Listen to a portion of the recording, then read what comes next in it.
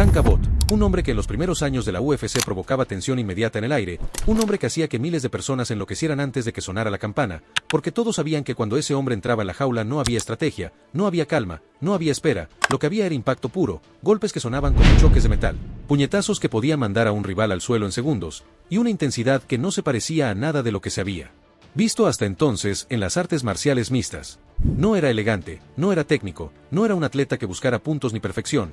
Tank era brutalidad directa, era el reflejo de la pelea callejera más cruda llevada a un escenario profesional, y eso lo convirtió en una figura única e imposible de ignorar. En aquellos primeros eventos, cuando la UFC todavía no era la empresa millonaria que es hoy, las reglas eran mínimas, los guantes eran opcionales y la sensación de peligro real era constante, Tank Abbott apareció como si fuera una fuerza de la naturaleza en medio de luchadores que venían con cinturones de artes marciales, con técnicas refinadas y estrategias elaboradas.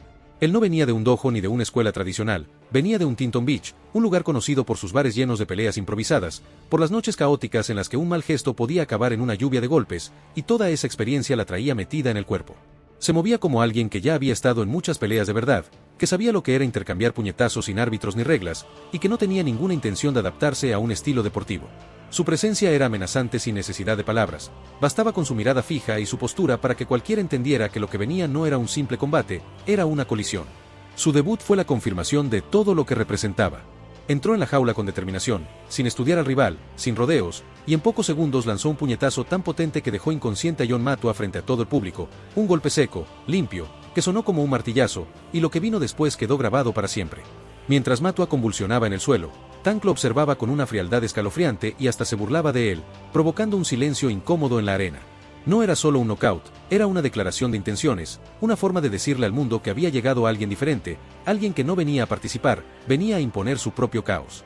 Y escucha, si esta historia ya te tiene atrapado desde el inicio, suscríbete al canal, deja tu like y comenta abajo cuál fue la pelea que más recuerdas de Tank Abbott. Eso nos ayuda muchísimo a seguir trayendo historias potentes como esta y a que más gente descubra estas leyendas olvidadas. Continuamos con el video. Desde ese instante, Tank Abbott se convirtió en una figura que todos querían ver, porque con él no había medias tintas, o destruía a su rival o terminaba en un intercambio tan brutal que nadie podía apartar la mirada. Mientras otros peleadores como Royce Gracie mostraban la elegancia técnica del Jiu-Jitsu o Ken Shamrock representaba la estrategia y la fuerza controlada, Tank ofrecía algo completamente distinto. Él no intentaba demostrar perfección, ofrecía golpes que parecían lanzados con todo el peso de su cuerpo, puñetazos que hacían temblar al público, intercambios que parecían más una pelea real en la calle que un combate deportivo. Su barriga cervecera, sus cicatrices y su expresión desafiante lo hacían destacar entre atletas más estilizados, porque no parecía un luchador de gimnasio, parecía un tipo peligroso, alguien que si te lo cruzabas en la noche preferías apartarte antes de mirarlo 2 veces, y esa imagen era tan auténtica que la gente no podía dejar de mirar. Cada vez que Tank Abbott aparecía, la energía cambiaba, porque sus combates no tenían guión, no había ritmo pausado ni tanteos iniciales, era todo intensidad desde el primer segundo. Sus puños eran su carta de presentación, y la gente lo sabía, por eso en cuanto daba el primer paso hacia adelante, el público gritaba, sabiendo que en cualquier instante podía soltar un golpe que definiera el resultado. Sus knockouts no parecían coreografiados ni técnicos, parecían choques reales, como si alguien hubiera encendido una pelea en mitad de la calle y simplemente hubiera decidido grabarla. Las imágenes de sus victorias se volvieron icónicas, cuerpos cayendo de forma descontrolada, rivales desplomándose con la mirada perdida, árbitros entrando corriendo para evitar daños mayores. Uno de los momentos más recordados de su carrera fue cuando enfrentó a Steven Elmark, un combate que terminó con uno de los knockouts más brutales que se han visto. Tank conectó un golpe seco, directo, que mandó a Elmark al suelo de una forma que impactó a todo el público. Sus piernas se doblaron debajo de su cuerpo como si de repente se hubiera quedado sin huesos, y la imagen dio la vuelta al mundo. Fue una demostración clara de lo que Tank era capaz de hacer cuando su puño encontraba su objetivo, y fue también un recordatorio para cualquier peleador de que enfrentarse a él no era un juego, era ponerse en riesgo real. Tank no era campeón mundial, no tenía una técnica impecable ni un récord perfecto, pero eso no importaba, porque cada combate suyo era un acontecimiento. No importaba si ganaba o perdía, la gente quería verlo, porque sabían que con él nunca habría un enfrentamiento aburrido. Sus peleas eran caóticas, intensas y llenas de intercambios duros que dejaban huella. Rivales como Don Free estuvieron a punto de caer ante él en batallas que parecían guerras callejeras filmadas por accidente, sin espacio para respiros ni pausas tácticas. Tank no buscaba puntos, buscaba el golpe que apaga las luces, y eso lo convertía en un imán para el público, porque ofrecía algo que nadie más tenía, imprevisibilidad absoluta y golpes que podían terminarlo todo en un parpadeo. Pero esa misma brutalidad que lo hacía tan temido en la jaula también se reflejaba en su vida personal, y con el tiempo se convirtió en su peor enemigo. Tank vivía exactamente igual que peleaba, sin pausas, sin planificación y sin pensar demasiado en las consecuencias. Sus recortes de peso eran extremos y mal gestionados, su alimentación era desordenada, su recuperación prácticamente inexistente y el alcohol era parte constante de su rutina diaria. Todo esto fue pasando factura lentamente, mientras el deporte a su alrededor cambiaba a una velocidad que él no quiso seguir. Los nuevos peleadores entrenaban múltiples disciplinas, se preparaban con estrategias detalladas, cuidaban su salud como atletas de élite, mientras Tank seguía confiando únicamente en su pegada, su dureza y su instinto. Durante un tiempo esa fórmula funcionó, porque su golpe era tan potente y su presencia tan intimidante que podía resolver un combate en segundos, pero a medida que la UFC se profesionalizaba, sus oponentes empezaron a adaptarse, aprendieron a sobrevivir a su embestida inicial, a esperar el momento en el que su cardio se agotaba, y poco a poco las derrotas comenzaron a acumularse. Sin embargo, Tank no sabía decir que no, aceptaba combate sin importar su estado físico porque su orgullo y su reputación como hombre duro no le permitían retroceder, y porque sabía que su nombre por sí solo atraía a la audiencia. Era un peleador que no rehuía ninguna pelea, aunque no estuviera preparado, y eso lo llevó a enfrentamientos que terminaron en caídas dolorosas y castigos físicos cada vez más severos. Su enfrentamiento contra Kimbo Slice fue uno de los ejemplos más claros de esa etapa final, un combate anunciado como un choque entre dos leyendas de la pelea callejera que generó muchísima expectativa, pero que terminó en una derrota rápida y contundente. Kimbo lo superó en menos de un minuto, y para muchos fanáticos fue triste ver cómo una figura tan temida y respetada caía de esa manera, no solo por el resultado, sino porque simbolizaba el paso inevitable del tiempo, el momento en que la fuerza y la reputación ya no eran suficientes frente a una generación nueva y mejor preparada. Y mientras sus resultados deportivos empezaban a deteriorarse, lo verdaderamente grave se estaba acumulando dentro de su cuerpo. Tank llevaba años peleando lesionado, con rodillas castigadas, costillas rotas, golpes en la cabeza que nunca sanaron completamente y un uso constante de analgésicos mezclados con alcohol para soportar el dolor diario. En aquella época no existían los mismos controles médicos estrictos que hay hoy, y muchos peleadores simplemente ignoraban las advertencias de su cuerpo, algo que Tank llevó al extremo. Lo que antes eran molestias pasó a convertirse en daños serios, y esos daños, sumados a su estilo de vida desordenado, lo llevaron sin que lo notara directamente hacia el momento más oscuro de su vida, un momento que no llegaría en la jaula, sino en un hospital. La recuperación de Tank Abbott no fue rápida, ni gloriosa, ni mucho menos cómoda. Para alguien que había construido su identidad sobre la fuerza, la resistencia y el impacto de sus puños, verse atrapado en un cuerpo débil fue un golpe psicológico mucho más duro que cualquier knockout recibido en su carrera. Las primeras semanas después del trasplante fueron un viaje constante entre dolor, frustración y pequeñas victorias que para otros podrían parecer insignificantes, pero para él significaban todo. Caminar unos pocos metros sin ayuda era una batalla, levantarse de la cama sin perder el equilibrio era un logro, respirar profundamente sin sentir que el pecho se le cerraba era motivo suficiente para sonreír en silencio. En las sesiones de rehabilitación los médicos lo miraban como a un hombre que había vivido varias vidas en una sola. Lo veían llegar lento, con pasos cortos, sudando más por el esfuerzo que por el ejercicio, y aún así con esa mirada dura que nunca se le apagó. Era evidente que el Tank Abbott de antes, el que entraba a la jaula como una amenaza viva, ya no existía físicamente. Pero lo que sorprendía a todos era que, a pesar de las limitaciones, su espíritu no se había quebrado. Seguía lanzando comentarios sarcásticos, seguía bromeando con las enfermeras, y sobre todo, seguía apareciendo a cada sesión como si fuera una obligación personal no rendirse. A medida que pasaban los meses, comenzó a recuperar parte de su movilidad, aunque nunca volvió a ser el mismo. No podía caminar largas distancias sin ayuda, se cansaba rápido y sus reflejos estaban muy lejos de los que alguna vez tuvo. Sin embargo, el simple hecho de poder volver a moverse por sí mismo ya era una victoria gigantesca para alguien que estuvo a un paso de la muerte. Muchos se habrían retirado completamente del ojo público, pero Tank no.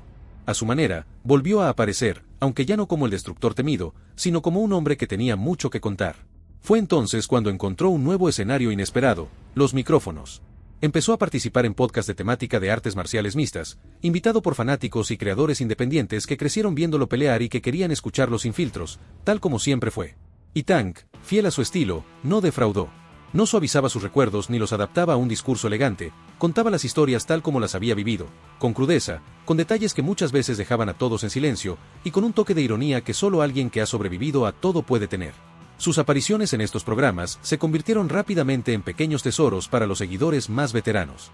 Era como escuchar a un guerrero que había regresado de un campo de batalla que ya no existe. Hablaba de combates históricos, de momentos detrás de cámaras que pocos conocían, de las locuras que se vivían en esos primeros eventos donde todo era improvisación, donde los combates podían terminar en segundos con un solo golpe y donde él, con sus puños pesados, era una amenaza para cualquiera. No hablaba como un analista moderno, hablaba como alguien que había estado ahí cuando el deporte todavía estaba siendo inventado. Pero no todo en esas entrevistas eran risas y nostalgia. En más de una ocasión se quedaba en silencio a mitad de una historia, olvidaba detalles, mezclaba fechas o nombres. La consecuencia de años de golpes en la cabeza empezaba a manifestarse con claridad. Su memoria ya no era la misma, su voz se escuchaba más pesada y su respiración era entrecortada, incluso cuando solo estaba sentado. Había momentos en los que se notaba claramente que estaba luchando con sus propias limitaciones mientras intentaba mantener el control de la conversación. Los fanáticos que lo escuchaban, especialmente los que lo siguieron desde sus primeros combates, lo notaban.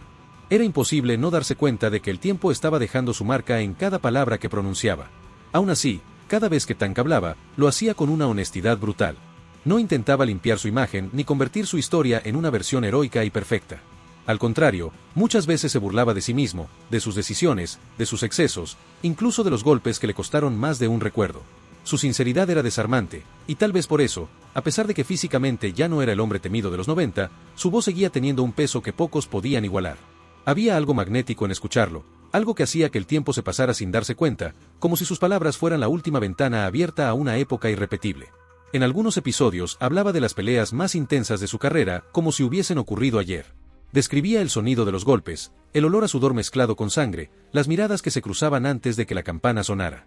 Recordaba detalles que muchos habían olvidado, como el miedo real que se sentía cuando uno se enfrentaba a alguien sin saber qué técnica traía, porque en esos primeros torneos no existían categorías ni estrategias modernas, era fuerza contra fuerza, puños contra puños, instinto puro.